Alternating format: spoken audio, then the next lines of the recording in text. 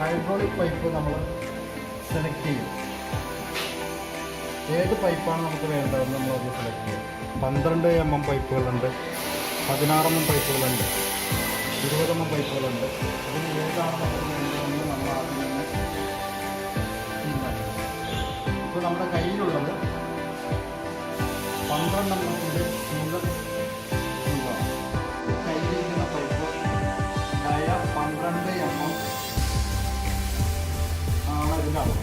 Crimp ചെയ്യുന്നതിന് മുമ്പ് surface ലെവലായിരിക്കണം.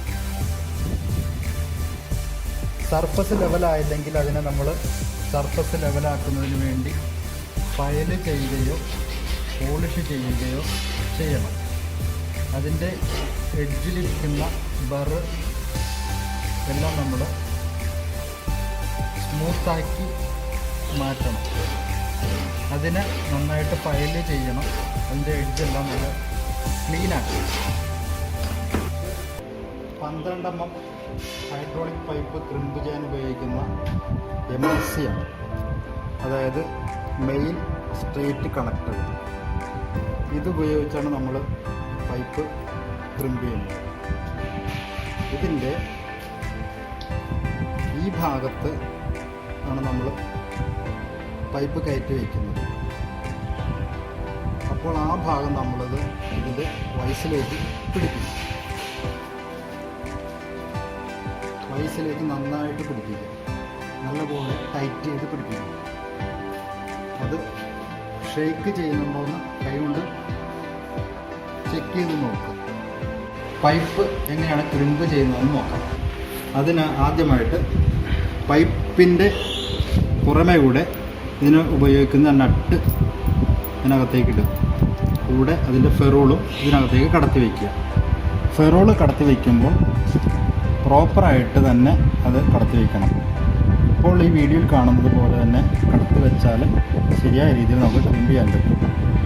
ഇതിനെ തിരിച്ചിടുകയോ എന്തെങ്കിലും ചെയ്യുകയാണെങ്കിൽ അത് ക്രിമ്പിങ് തെറ്റായ രീതിയിലായിരിക്കും നമ്മൾ ചെയ്യുന്നത്. അതൊരിക്കലും ചെയ്യരുത്. ഇത്ര ചെയ്ത് കഴിഞ്ഞാൽ നട്ട് ടൈറ്റ് ചെയ്തതിൻ്റെ ഫ്രിക്ഷൻ ഒഴിവാക്കാനായിട്ട് അല്പം ഓയിൽ ഈ പൈപ്പിന് മുകളിലേക്ക് നമ്മൾ ഒഴിച്ചു കൊടുക്കും. അതിനുശേഷം അത് പൈപ്പ് ഒന്ന് തിരിച്ചു കൊടുത്ത് രണ്ട് ഭാഗത്തേക്ക് തിരിച്ചു കൊടുക്കും. അതിനുശേഷം പൈപ്പ് നേരെ ഇതിനകത്തേക്ക് കടത്തി വയ്ക്കുക. ഫെറോളും ഇതിനകത്തേക്ക് ഇരിക്കത്തക്ക വിധത്തിൽ വേണം പൈപ്പ് നിർത്താനായിട്ട്. പിന്നീട് നട്ടിട്ട് നമ്മൾ ടൈറ്റ് ചെയ്യുന്നു. കൈകൊണ്ട് നന്നായിട്ട് ടൈറ്റ് ചെയ്യുന്നു.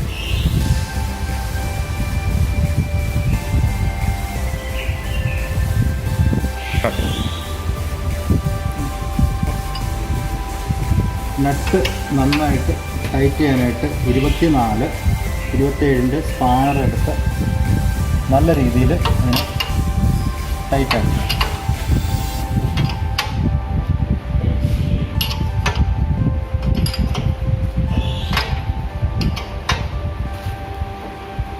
ടൈറ്റ് ചെയ്തതിന് ശേഷം വീണ്ടും അത് റിലീസ് ചെയ്ത് പൈപ്പിനെ പുറത്തേക്ക് എടുക്കും.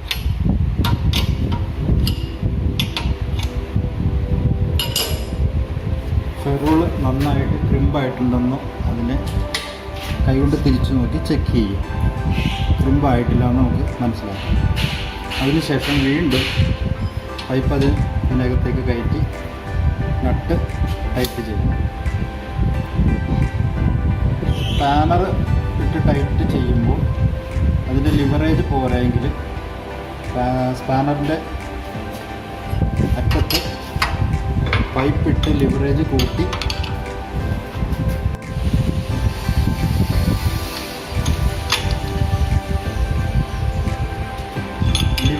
കൂട്ടിയിടുന്നതിന് വേണ്ടി സ്പാനറിൻ്റെ അറ്റത്ത് പൈപ്പ് ഇട്ടിട്ട് വേണം ടൈറ്റ് ചെയ്യാൻ.